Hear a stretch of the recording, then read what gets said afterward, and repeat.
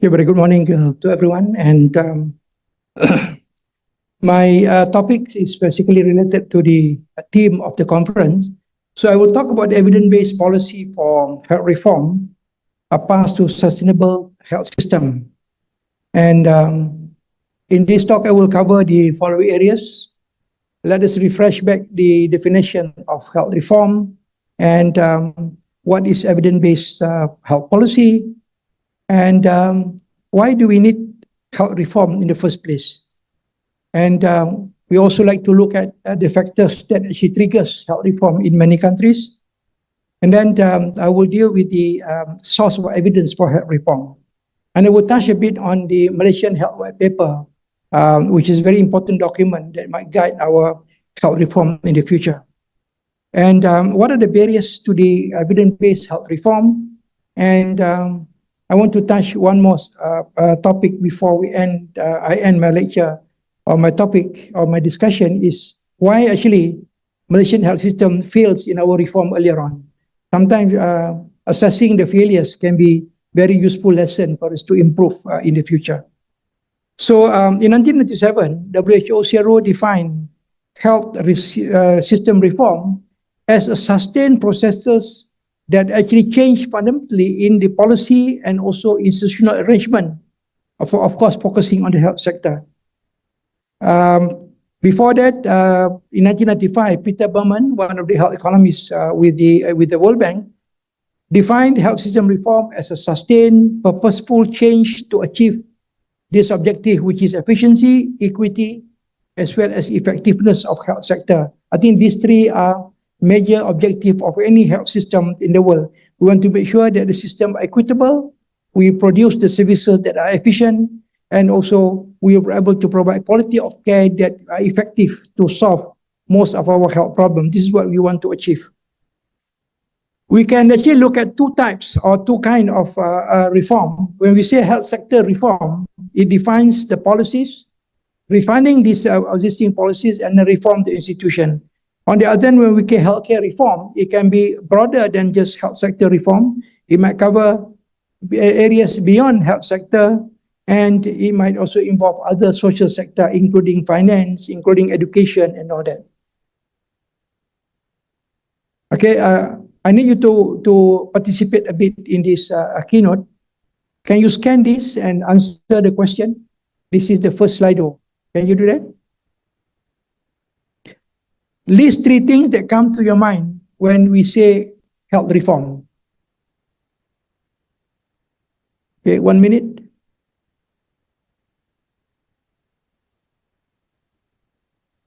Evidence-based policy, equity, type of insurance.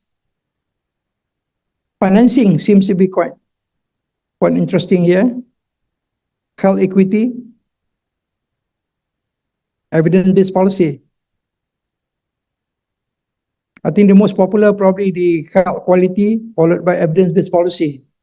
Yeah, we know that we are concerned with whether we are able to provide the services equitable to everyone in the society. Okay, let's move on. There are a number of aspects on evidence-based policy that we can actually look at. For example, when we say evidence-based health policy, it means that we actually use systematically the outcome of research. It might involve critical appraisal.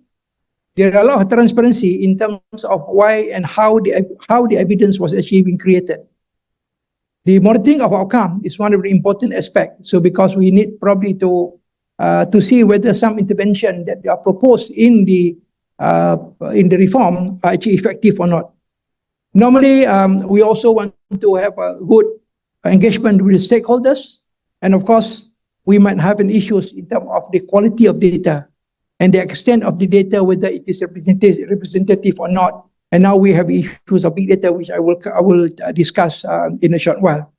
If you look at evidence health policy, there is an interaction between the researchers and the policymakers.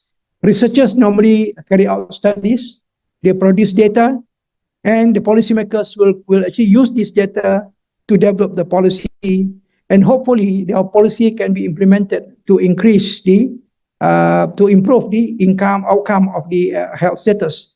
But of course, this is looks to be quite smooth. But in reality, there are a lot of issues when the researchers and the policymakers and also healthcare practitioners interact with one another.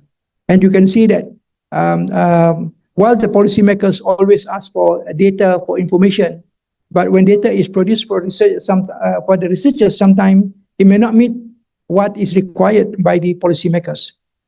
So if we look at the link between the health system and health reform, the major component of the health system, for example, the governance, financing, health workforce, information, all these components are actually very relevant, and it might actually be part and parcel of the overall reform.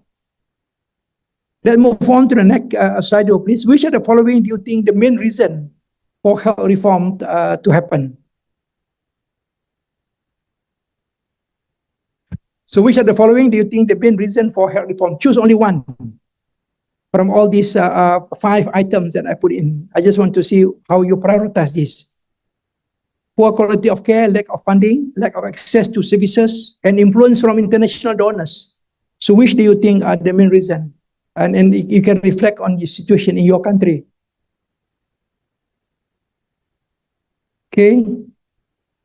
Yeah, 2 top in the list is actually lack of access to health services, followed by issue of funding, yeah? And also 1/5 of you talk about the poor quality of care. But access to health services is the most sort of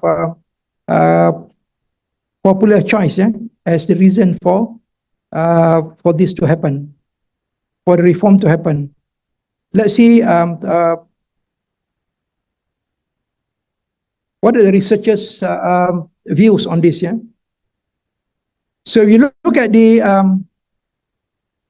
studies, there are 4 important reasons why health reform occur. Of course, you say about inadequate access to healthcare services. That's what being your main choice. Lack of resources, insufficient use of scarce resources. One is lack, the other one is that you don't actually use this efficiently. Inefficient use of scarce resources. Most countries in this region spends less than 5% of our GDP. But how can we actually get the maximum outcome from these services? Services are not responsive to the need of people. This is in reference to the quality of care. When we say inadequate access to healthcare, we are concerned with people who are poor. Those who are located in the very far area, in the rural area, versus those who are in the urban areas. But of course, certain part of urban areas, like the shanties town and also the small villages within the cities itself, may become very challenging for these health workers to reach them. Inadequate access based on age and sex. We are concerned with the aging population, whether our warga emas in Malaysia, we call it, our aged, are getting adequate resources, adequate access to services or not. Those who are unemployed, and then specific diseases, for example, HIV, we are concerned with that. Whether those who have got HIV positive would be able to access the services that they require. And of course, those who suffer from diabetes, hypertension, ischemic heart disease, where they need a continuity of care. And of course, it also relates to the poor planning and management of services, where some of the facilities may not be utilized properly. Lack of resources of healthcare can be due to many factors. One of the factors, especially in Malaysia, is our over-dependent on tax-based system, where normally Ministry of Health will get between 6 to 7% of the overall government budget, which is very much lower compared to many other sectors in the same civil service structure. Absence of national health financing scheme can be a main contributing factor, which actually somehow relates to high out-of-pocket payment. Countries where there is absence of national health financing scheme, normally people will spend a lot more money from out of pocket. This will lead to issue of equity. And of course, lack of financial pooling. The good thing about national health financing scheme is that we will be able to pool the risk together and also pool the resources together. This is the total expenditure as percentage of GDP recently. We can see that Malaysia spent about 4.38%. Thailand is 5.16%, but many other countries in the region are actually less than that.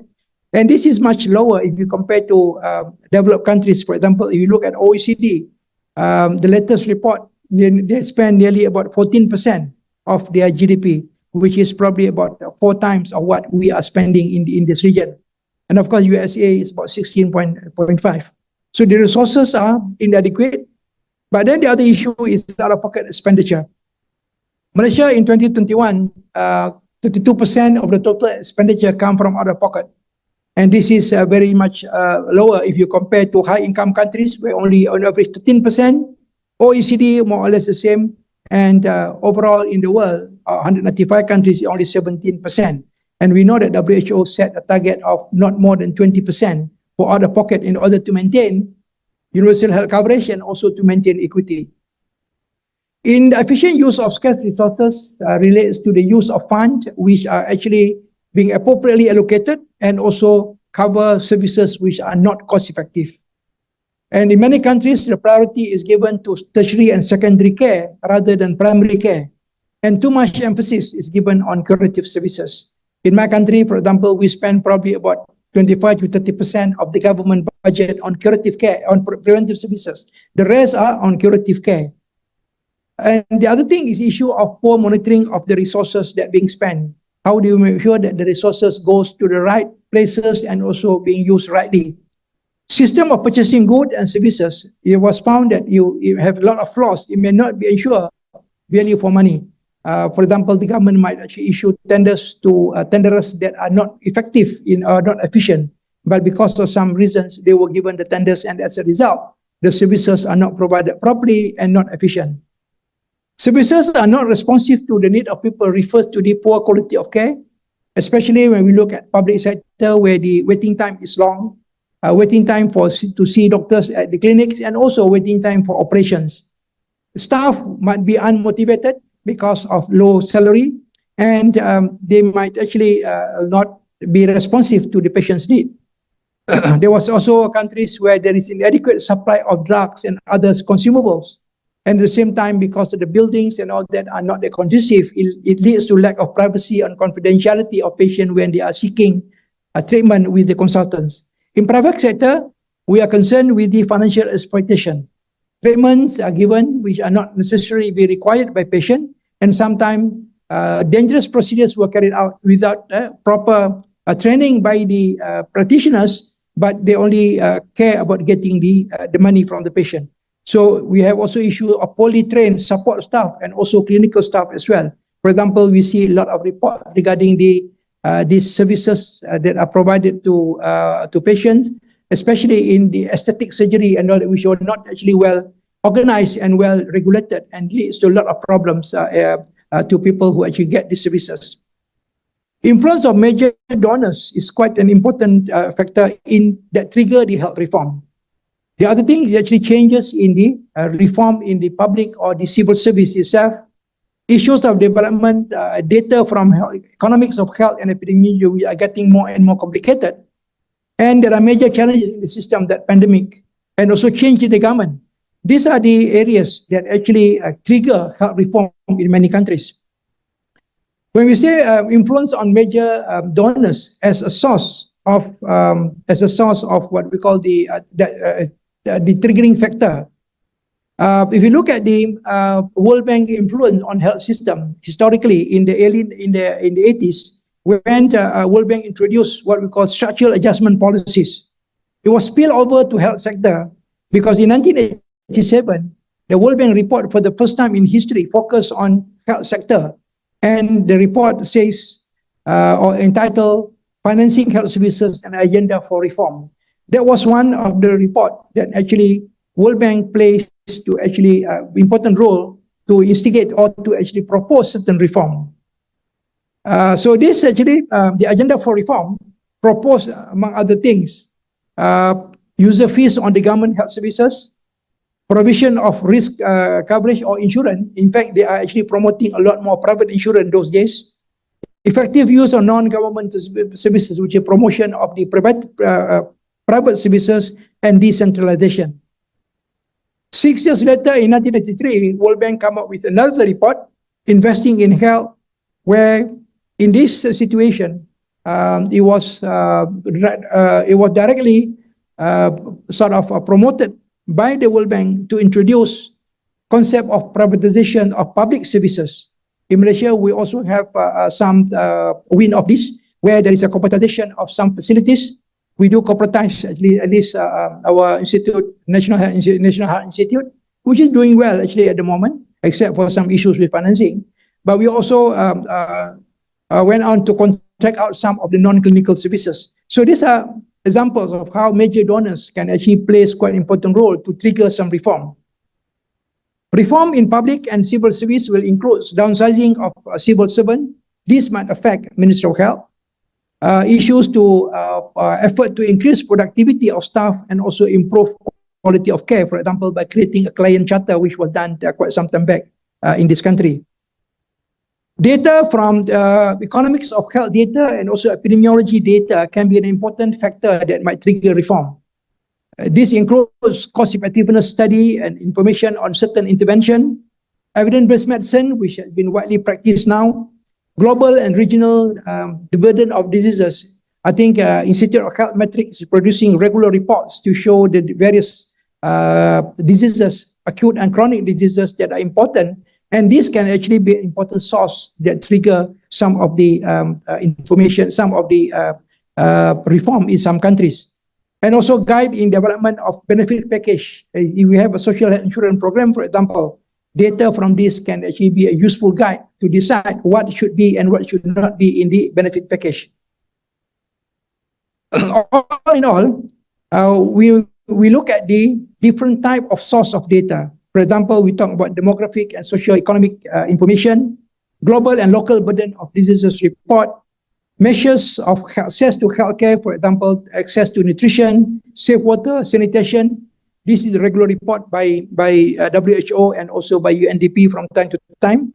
Inventory of public and private sources, estimation of individual behaviors. Behavioral study can be an important source of data. But nowadays, we are facing with another source of data which is very popular, which is big data. The strength of big data are many. What are the important strengths of big data is actually on the volume and variety of data that is available. It enhances decision making. It can be relates to the, we can do the analysis on real time if we already have a time series of data that are available really on time, real time. It can help to, it is efficient in terms of access because the data is huge and we don't have to pay so much if it is available. The data can be personalized and customized to the local needs. And also we can create innovation and also development of new intervention. But having said that, there are a number of weaknesses in this big data. We are concerned with data quality and accuracy because the data that are being collected through a big compilation of information may not be organized well and may not be actually fit into the use for specific intervention in the future.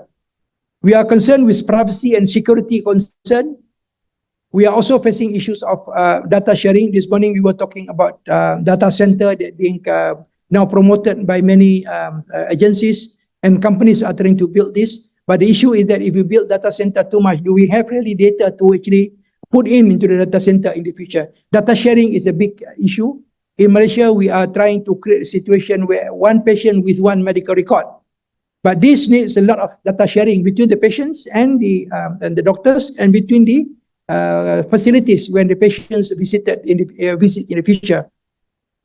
You need a lot of skill because to assess and to evaluate or to use big data because it is quite complex. You need to integrate with the existing system. Data can be very big. It can lead to data overload. At the end of the day, it may not be able to be processed into proper information. There will also cost implementation. It is not easy because it's a big business. People are selling data at the moment. To access this data, you need to pay for it.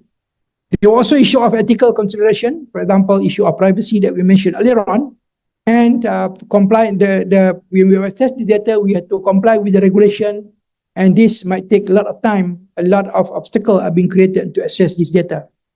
Having said that, last few years, we came across this abuse of big data. This is a Facebook inventor.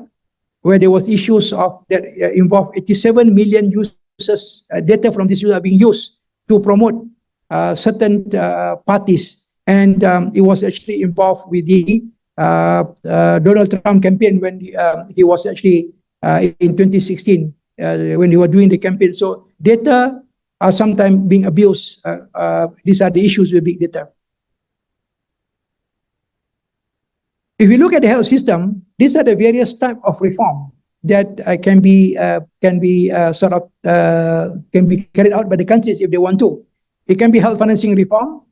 It can be a reform related to delivery of the services.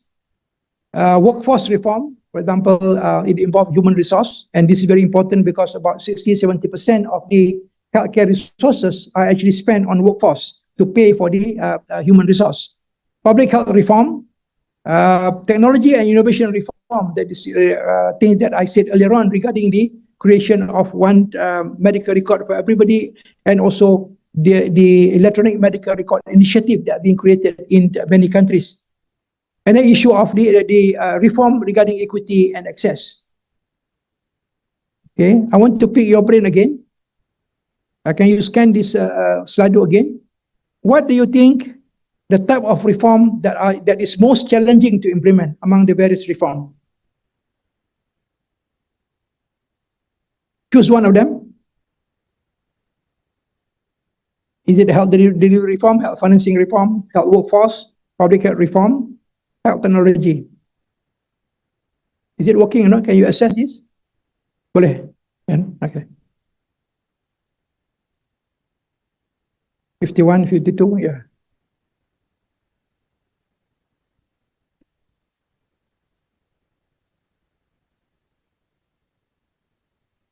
All right. So which is the most popular choice? 39% voted for health financing reform, followed by health workforce reform. We just had some form of minor reform in our parallel pathway, changing the laws to allow or to recognize specialist qualification apart from the master's program, which is run by universities. So health financing reform seems to be the most popular choice. Perhaps this is true because this health financing reform might actually affect the other reform as well. Health financing reform.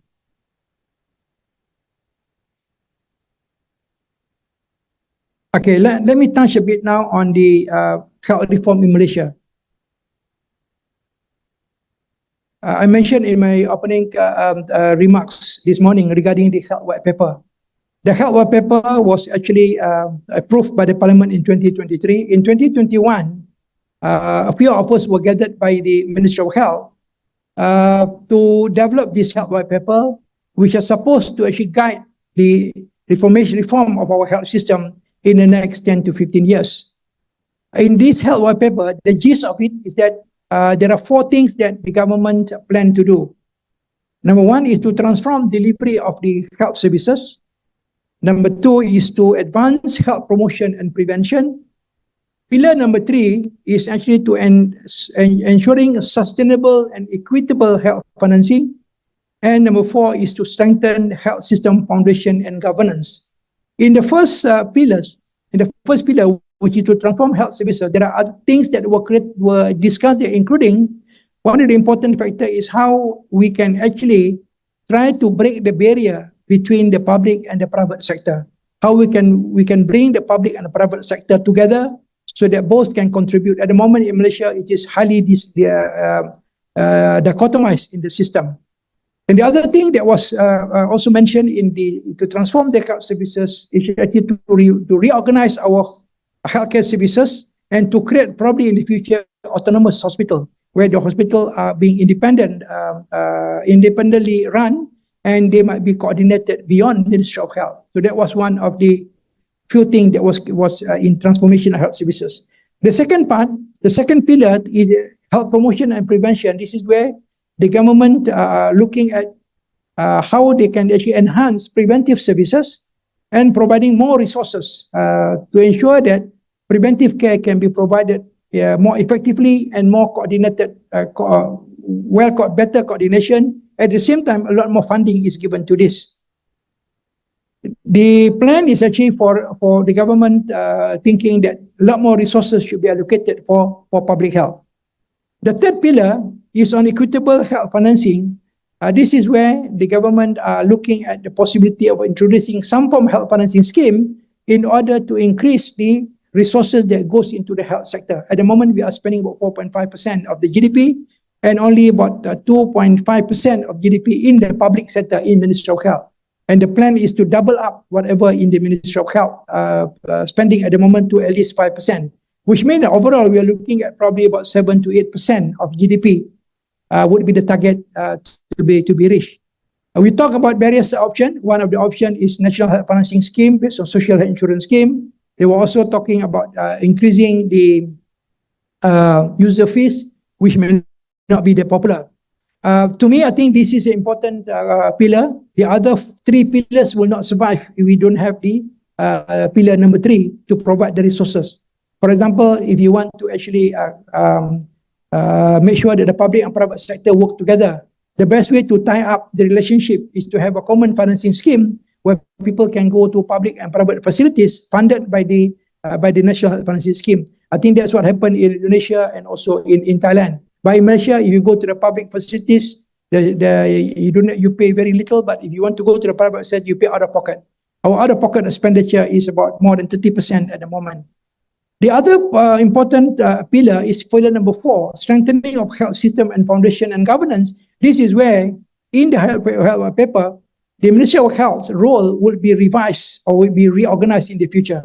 At the moment, the Ministry of Health actually function with so many activities they are doing.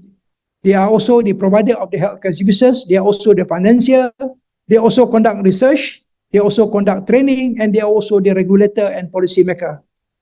3 important roles that would be probably be the future MOH would be as a policy maker, number 2 as a regulator, and number 3 delivery of specialized services. Because if we look at pillar number 1, it relates to the autonomous hospital. So probably in the future, MOH will only have a few hospitals that are specialized, like for example, the National Cancer Institute, maybe Infectious Disease Institute, for example, that the Sungei Buloh Hospital might be changed into that.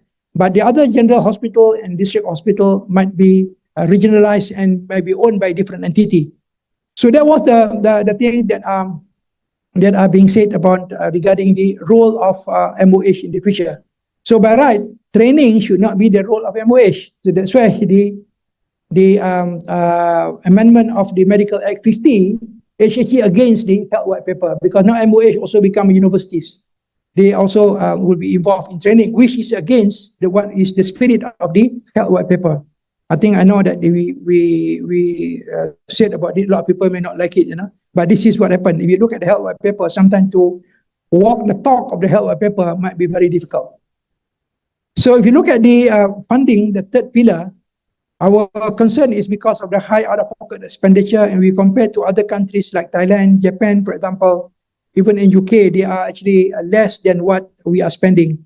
And this is things that we are not happy about, because we rarely reach 5%, except during 2022-2023, where we reached 5.01% of the GDP. That is because the money that was allocated specifically to purchase vaccine during COVID-19.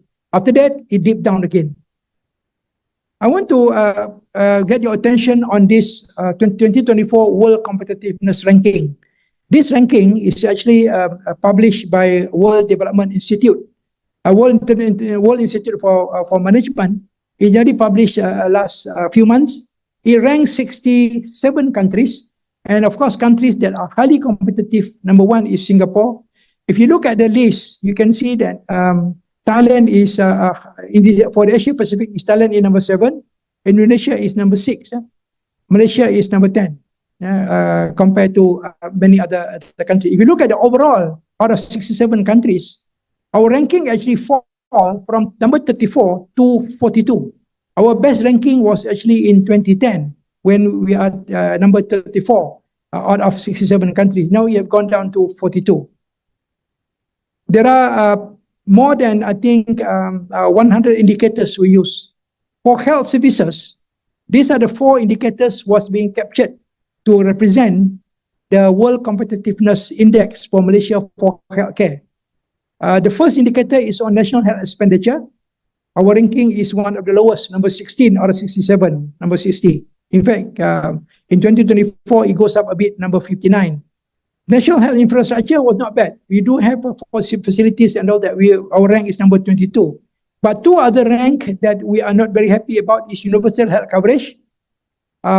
We are ranked at 46, which actually dropped 7 points from 2023, from 39 to 46. And the other issue is index number 5, which is health human resource. We fall three steps to number 53. So if you look at this, one of the major issues, if you look at, you compare with these countries, between Malaysia, Indonesia, Philippines, and also Thailand, you can see that Thailand is much higher than Malaysia. Of course, the highest is Singapore here. But if you look at the more important thing that are concerned is regarding the national health expenditure. We are one of the lowest. Our rank is 59 compared to other countries like Singapore, Thailand, and of course Indonesia as well. So these are issues that we need to sort out in our health reform. And of course, one of my former students did a study to look at the breast cancer screening, for example, of one of the preventive services. There's still a lot of issues where the recent report shows that nearly about 2/3 of our breast cancer patients, when they present at the public facilities, they are already in stage 3 or stage 4. This is not good because if we actually have a universal health coverage, this should not happen. And it means that our screening program does not work.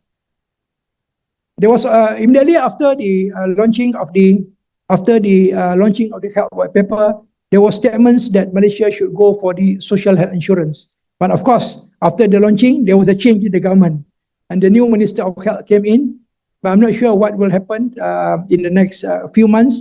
I think we will see a lot of dynamics in the health system, and I hope that one day we'll be able to follow the steps of Indonesia and Thailand to introduce social health insurance, so that we'll be able to actually achieve what is being outlined in the health white paper. So these are some of the barriers that we can list down regarding the use of evidence for health reform. Of course, we talk about political resistance. This actually opposition from some of the interest group. For example, in Malaysia, we have social insurance program that we want to introduce. Of course, the private insurers are not very happy with that. Partisan politics. Normally, if we have an opposition, they will oppose everything. Sometimes even if the ideas that was brought about by the ruling government is a good one. And then sometimes the politicians are only having a short-term focus. They are only looking at every 5 years that they want to achieve during their parliamentary time that they are being appointed for. Lack of consensus and coordination from various parties. Resistance from health providers. So this is health professionals. This is another issue. If the health providers are not happy with the reform, they will actually resist it, and sometimes the government may not have the guts to actually continue with this. Economic constraint, if the reform involves a lot of resources, insufficient funding to carry out the reform, this might be an important factor. Public resistance and miscommunication, sometimes when public are not well versed or not well being briefed about what are the outcome of certain reform. For example, social insurance, when they heard insurance, people thought that it might be a private insurance. So I think this may have to be clarified.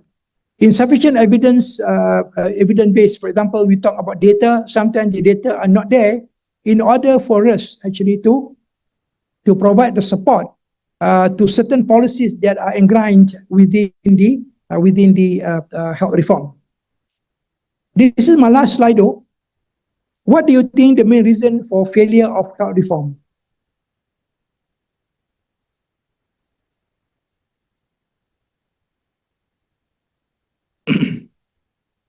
The option here is lack of technical capacity, lack of funding, lack of political will, resistance from health providers, lack of good evidence.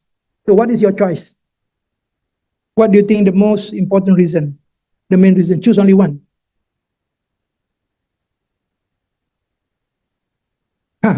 We blame the politician.